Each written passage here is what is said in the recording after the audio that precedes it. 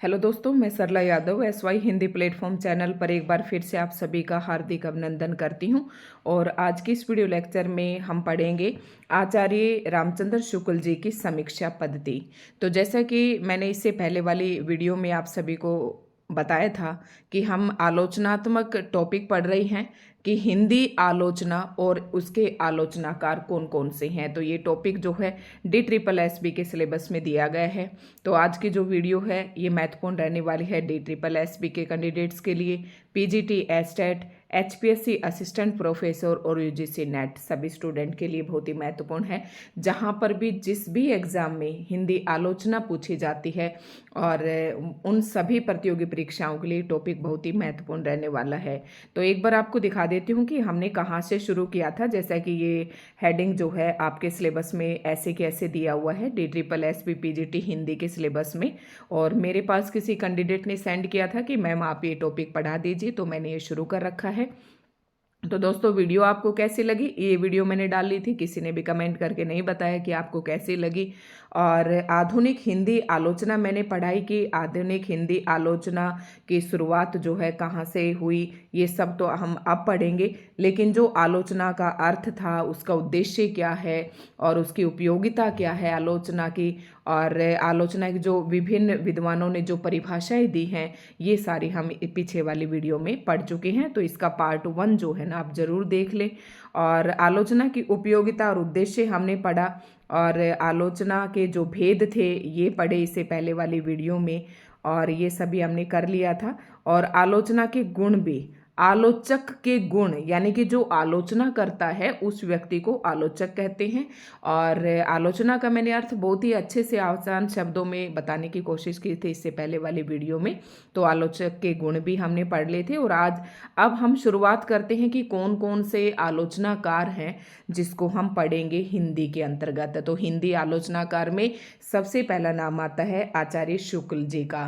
तो मैंने आपको बताया था, समीक्षा कहें चाहे आलोचना कहें चाहे समालोचना कहें, तीनों शब्द एक ही पर्याय हैं आलोचना के। ठीक है, पर्याय का मतलब पर्यायवाची, जैसा मीनिंग आलोचना शब्द देता है वैसा ही समीक्षा शब्द देता है, ऐसा ही समालोचना शब्द देता है।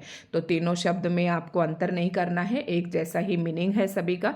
तो अब आज की इस वीडियो लेक्चर में आचार्य शुक्ल की समीक्षा पद्धति पढ़ेंगे कि आचार्य रामचंद्र शुक्ल जी ने किस प्रकार की समीक्षा पद्धति को अपनाया। ठीक है, तो ये इससे पहले वाली वीडियो अगर आप देखेंगे तो सारी बातें आप समझ जाएंगे, तो जरूर उस वीडियो को देखें। और मैंने इसकी अलग से प्लेलिस्ट भी बना दी है, क्योंकि मेरे पास बार बार कमेंट आ रहे हैं कि मैम आप एक अलग अलग प्लेलिस्ट बनाइए, तो वो भी मैं बनाऊंगी। वो थोड़ा सा इम्पॉसिबल है क्योंकि टॉपिक एक दूसरे से जुड़े हुए हैं। जो TGT के लिए है वो PGT के लिए, तो मतलब जो PGT के लिए वीडियो हैं वो TGT के लिए भी ज़रूरी हैं। फिर भी मैं कोशिश करूँगी अलग अलग करने की। वैसे एक बार आप प्लेलिस्ट चेक करें तो हर चीज़ की आपको प्लेलिस्ट भी अलग मिलेगी। और एक प्लेलिस्ट ऐसी है जिसके अंदर जो एस्टेट के लिए है मैंने सारी एक ही जगह पर डाल रखी हैं, तो उसे ज़रूर देख ले जो भी कैंडिडेट एस्टेट की तैयारी कर रहा है। ठीक है, आचार्य शुक्ल की समीक्षा पद्धति है क्या, किस प्रकार की समीक्षा पद्धति को उन्होंने अपनाया, क्योंकि जो समीक्षा पद्धति होती है किसी की व्यवहारिक होती है, किसी की सैद्धांतिक होती है, किसी की प्रगतिवादी होती है, किसी की प्रभाववादी होती है, तो अलग अलग पद्धतियों का प्रयोग किया जाता है। अब हम शुरुआत करते हैं इस टॉपिक की। इससे पहले आप वीडियो को लाइक कर दें, चैनल पर नए हैं तो चैनल को सब्सक्राइब जरूर कर लें। हिंदी समालोचना का प्रारंभ तो शुक्ल जी से पूर्व यानी कि पूर्व भारतेंदु काल में ही हो चुका था। मतलब ये है कि हम आलोचना के क्षेत्र में आचार्य रामचंद्र शुक्ल जी का नाम अधिक सुनते हैं, तो इसका मतलब ये नहीं है कि आचार्य रामचंद्र शुक्ल जी से पहले आलोचनात्मक कृतियां लिखी ही नहीं जाती थी। तो लेकिन आचार्य रामचंद्र शुक्ल जी से पहले ही इसका प्रारंभ हो चुका था, यानी कि भारतेंदु काल में ही हो चुका था। ये प्रश्न भी इम्पोर्टेंट है, पूछा जा सकता है। पर उसको पोषित कर उसके स्वरूप को वैज्ञानिक बनाने का श्रेय आचार्य रामचंद्र शुक्ल को ही जाता है। अब यहाँ पर आचार्य रामचंद्र शुक्ल जी की समय सीमा दी गई है, तो इसे भी आप ध्यान रख सकते हैं। कह रहे हैं कि समालोचना का जो प्रारंभ है ना, वो तो भारतेंदु यानी कि शुक्ल जी से पहले यानी कि भारतेंदु काल में ही हो चुका था। लेकिन समालोचना जो साहित्य आया उसको पोषित यानी कि उसको अच्छी तरीके से उसका विकास और विकसित किसने किया, उसका श्रेय जाता है आचार्य रामचंद्र शुक्ल जी को। और उन्होंने इस समालोचना पद्धति को ज़्यादा वैज्ञानिक भी बनाया। वैज्ञानिक का मतलब ये है कि आचार्य रामचंद्र शुक्ल जी ने जिस कृति की आलोचना की उसके ऊपर इन्होंने अपने तर्क दिए, तथ्य दिए और पूरे तर्कपूर्ण अपनी बात कही, ताकि जो पाठक है उसे पूरी संतुष्टि हो सके। तो इसे कहते हैं वैज्ञानिक बनाने का श्रेय। ठीक है, तर्क देकर अपनी बात कही हर जगह पर। शुक्ल जी हिंदी के पहले समालोचक थे जिन्होंने भारतीय और पाश्चात्य समालोचना का समन्वय किया। समन्वय मतलब सामंजस्य बैठाया। जैसे कि कई आलोचक होते हैं वो भारतीय आलोचना पद्धति को ही ज़्यादा महत्व देते हैं, या फिर पाश्चात्य यानी कि पश्चिमी जो लेखक हैं उनको ज़्यादा महत्व देते हैं। लेकिन आचार्य रामचंद्र शुक्ल जी एक पहले ऐसे समालोचक थे जिन्होंने भारतीय और पाश्चात्य समालोचना का क्या किया, सामंजस्य बिठाया। ना किसी की बहुत ज़्यादा अवहेलना की और ना ही बहुत ज़्यादा किसी को बढ़ावा दिया। जो चीज़ सही थी उसे सही कहा और जो चीज़ गलत थी उसे गलत कहा, और दोनों का समन्वय बैठाने का प्रयास किया। एक और तो वे प्राचीन रसवाद के समर्थक थे और दूसरी ओर पाश्चात्य समालोचना के ऐतिहासिक, मनोवैज्ञानिक, व्याख्यात्मक आदि पक्षों के पोषक भी थे। क्या बात कहा है, आचार्य रामचंद्र शुक्ल जी रसवाद के समर्थक थे, यानी कि रसवाद को, रस को वो काव्य के अंदर बहुत ही अधिक महत्व देते हैं। तो दूसरी ओर इन्होंने क्या किया कि पाश्चात्य समालोचक के ऐतिहासिक, मनोवैज्ञानिक और व्याख्यात्मक जो पक्ष थे ना, उनके भी ये पोषक थे, मतलब उनको भी ये मानते थे। ये नहीं कि भारतीय काव्यशास्त्र का उन्होंने केवल रसवाद लिया, बल्कि पाश्चात्य, जबकि साथ साथ इन्होंने जो पाश्चात्य समालोचना के कुछ ऐतिहासिक, कुछ मनोवैज्ञानिक और जो व्याख्यात्मक पक्ष थे ना, उनको भी इन्होंने अपने समीक्षा पद्धति के अंदर अपनाया। उन्होंने समालोचना की जिस पद्धति को अपनाया है वह व्याख्यात्मक और निर्णायक दोनों के बीच की है।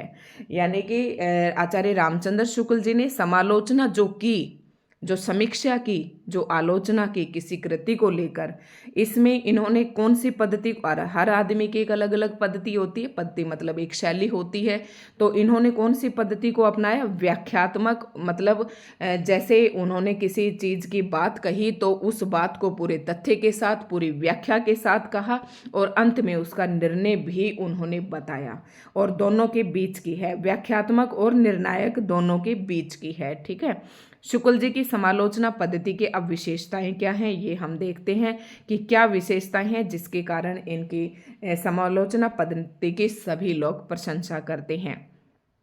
आचार्य रामचंद्र शुक्ल की समीक्षा पद्धति की प्रमुख विशेषताएं निम्नलिखित मानी जा सकती हैं।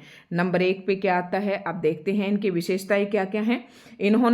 उन्होंने किसी कृति के भाव पक्ष और कला पक्ष की सूक्ष्माति सूक्ष्म मनोवैज्ञानिक व्याख्या समान रूप से की है। कवि की अंतर्वृत्तियों की खोज करने की पद्धति भी शुक्ल जी की समीक्षा पद्धति में पाई जाती है। यानी कि देखो, समीक्षा कौन कर पाएगा या आलोचना कौन व्यक्ति करेगा, जिसके अंदर खुद वो गुण होगा, जो कवि के भाव को समझ सके, जो कवि के कला पक्ष है उसे समझ सके, वही व्यक्ति उस कृति के साथ पूरी तरीके से न्याय कर पाएगा आलोचना करते वक्त। तो ऐसा ही किया आचार्य रामचंद्र शुक्ल जी ने। उन्होंने किसी भी कृति का मतलब होता है रचना, और ये शब्द आपके बहुत ही काम भी आएगा। पीजीटी स्टेट में इसी को लेकर एक प्रश्न पूछा गया था श्रुति संवेदनार्थक शब्दों में, तो इसे याद रखना। इस शब्द का मतलब होता है कोई भी रचना। तो रामचंद्र शुक्ल जी ने किसी भी रचना के भाव पक्ष और कला पक्ष की सूक्ष्म से लेकर सूक्ष्म यानी कि छोटे से छोटा और वैज्ञानिक व्याख्या की। वैज्ञानिक व्याख्या का मतलब है सूक्ष्म से सूक्ष्म भाव को इन्होंने पकड़ा, सूक्ष्म से सूक्ष्म कला पक्ष की तरफ ध्यान दिया उस लेखक की, और उसकी वैज्ञानिक व्याख्या समान रूप से की। वैज्ञानिक व्याख्या मतलब ये नहीं कि इन्होंने बिना किसी तर्क के ही किसी कवि के बारे में कुछ कह दिया या बिना तर्क के ही किसी कवि की बात को निरर्थक बता दिया, ऐसा नहीं है। उन्होंने उस बात के साथ कोई ना कोई तथ्य जरूर दिया, और उसी को कहते हैं हम वैज्ञानिक व्याख्या।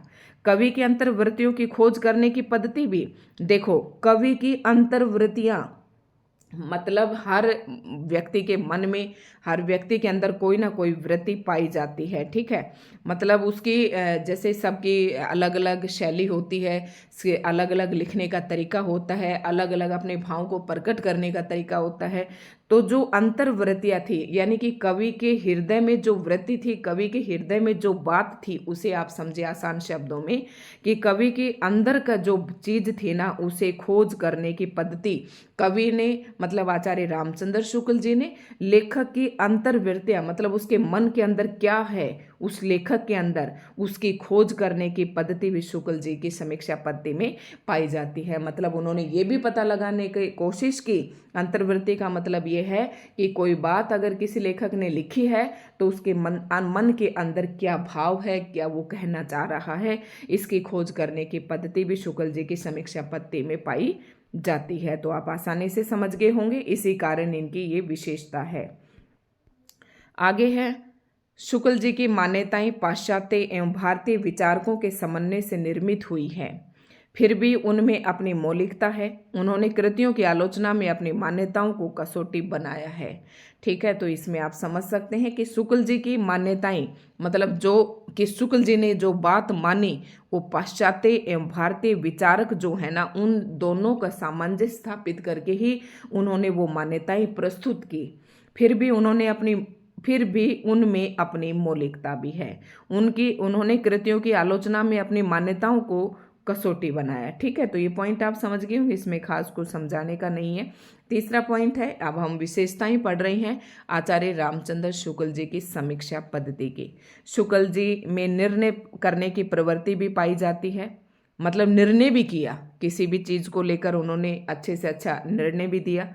शुक्ल जी में निर्णय करने की प्रवृत्ति भी पाई जाती है। उदाहरण के लिए कविता की आवश्यकता पर बल देते हुए वे लिखते हैं कि जो जो हमारी वृत्तियों पर सभ्यता के नए नए आवरण चढ़ते जाएंगे, त्यों तो एक ओर तो कविता की आवश्यकता बढ़ती जाएगी, दूसरी ओर कवि कर्म कठिन होता चला जाएगा।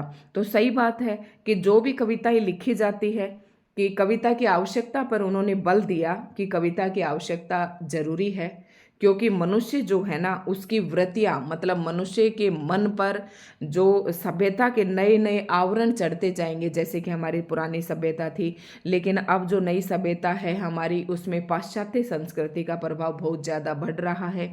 तो उस पाश्चात्य संस्कृति का प्रभाव जो लोगों पर पड़ेगा, तो कविता में भी स्वाभाविक सी बात है कि वो चीज़ें कहीं ना कहीं देखने को आपको मिलेंगे।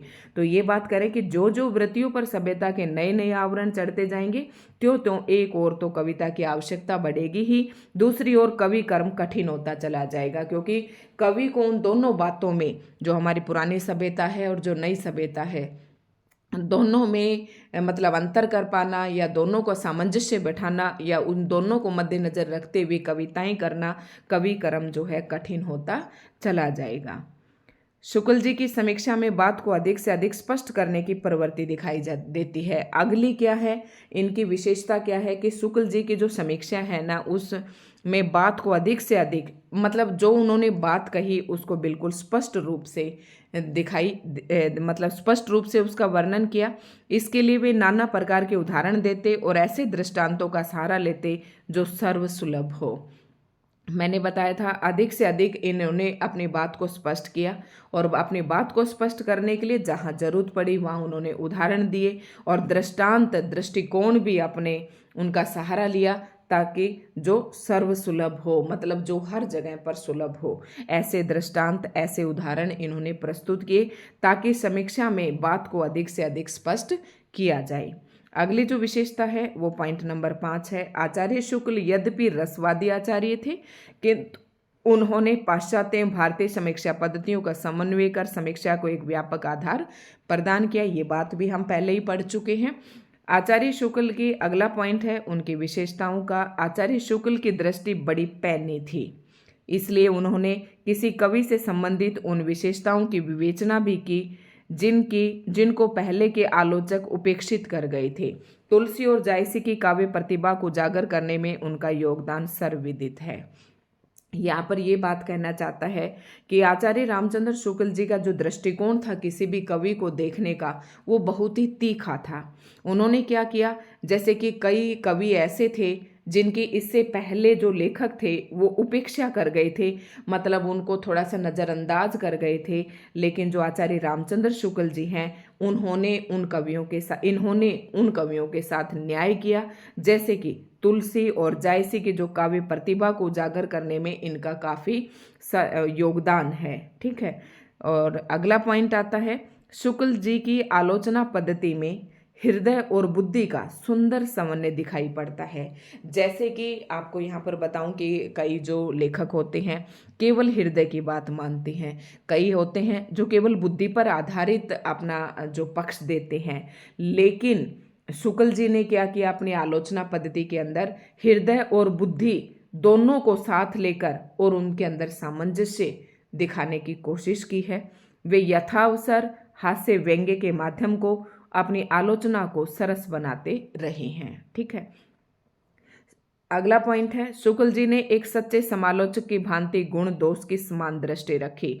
मतलब आचार्य रामचंद्र शुक्ल जी की समीक्षा पद्धति की एक सबसे ज़्यादा विशेषता ये है कि इन्होंने किसी कृति को लेकर जो समालोचना की उसमें केवल ये नहीं कि गुणों का ज़्यादा बखान किया या दोष ही देखे, तो इन्होंने क्या किया, गुण और दोष पर समान दृष्टि रखी है।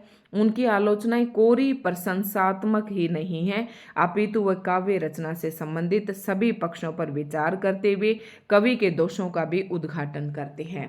मतलब यहाँ पर यह कहना चाहता है कि आचार्य रामचंद्र शुक्ल जी की जो समीक्षा पद्धति है, इस समीक्षा पद्धति के अंदर उन्होंने किसी काव्य रचना के जितने भी पक्ष होते हैं, जैसे कि भाव पक्ष या शैली पक्ष या कला पक्ष, सभी पक्षों पर विचार किया और विचार करते हुए और कवि के जो दोष थे ना उन्हें उद्घाटित करने का इन्होंने प्रयास किया है। उन्होंने अपने प्रिय कवि तुलसी तक के दोषों का निर्देश किया है। ठीक है।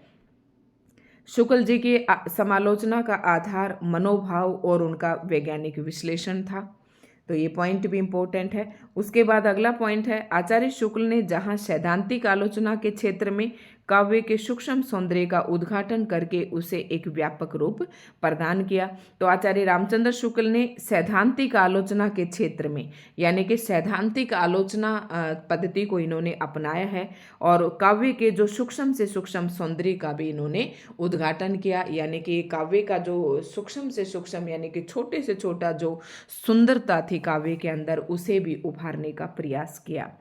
आचार्य शुक्ल हिंदी के सर्वश्रेष्ठ समालोचक कहे जा सकते हैं। शुक्ल जी को अस्त हुए एक युग के लगभग हो चुका है। अस्त उदय एक यानी कि जब इनका उदय हुआ और अब अस्त हुए काफ़ी साल हो गए हैं, यानी कि एक युग के लगभग हो चुका है। कवियों के संबंध में नूतन अनुसंधान मनन अध्ययन भी इधर उधर बहुत हुआ, पर शुक्ल जी की आलोचनाएं जहाँ की तहाँ हैं। मतलब ये कह रहे हैं कि उनके जाने के बाद कवियों को लेकर काफ़ी नए अनुसंधान हुए, उन पर मनन किया गया, चिंतन किया गया, उनका अध्ययन किया गया। लेकिन वो अध्ययन सब करने के बाद भी शुक्ल जी की जो आलोचनाएं हैं वो वहीं की वहीं हैं। यानी कि इतने बिल्कुल शुद्ध रूप से इन्होंने आलोचनात्मक पद्धति को अपनाया कि उसकी कोई भी अवहेलना न कर सका। आलोचकों की संख्या बढ़ रही है, पर आलोचना के क्षेत्र में वैसा प्रौढ़ आलोचक एक भी नहीं हुआ। ठीक है। तो ये था आचार्य रामचंद्र शुक्ल जी के संबंध में। और अगला जो हम छोटा सा टॉपिक डालेंगे कि आचार्य शुक्ल की रस दृष्टि एवं लोक मंगल की अवधारणा। एक बात आप ध्यान से रखना, अगर PGT DSSS की आप तैयारी कर रहे हैं या किसी भी परीक्षा की अगर आप तैयारी कर रहे हैं तो लोक मंगल की अवधारणा आचार्य रामचंद्र शुक्ल जी ने दी थी। ये आपको जहाँ भी जिस पंक्ति में दिखाई दे और कथन पूछा जाए कि किस कवि का है तो तुरंत आप टिक कीजिए आचार्य रामचंद्र शुक्ल जी। तो इसकी एक हम अलग से वीडियो बना देंगे। तो दोस्तों आपको आज की वीडियो कैसी लगी, अभी मैं ना आपको थोड़ा सा और भी बताऊंगी। जब हम आचार्य रामचंद्र शुक्ल की जो आलोचनात्मक कृतियां हैं, इन्होंने कितनी आलोचनाएं किस किस को लेकर आलोचना की, कौन कौन सी कृतियों पर आलोचनात्मक कृतियां लिखी, तो वो सारी मैं आपको एक वीडियो के माध्यम से दूंगी और तब आपको और अच्छे से पता चलेगा कि इन्होंने क्या कुछ किया है। ठीक है, तो धन्यवाद दोस्तों। आज की वीडियो आपको कैसी लगी कमेंट करके जरूर बताएं।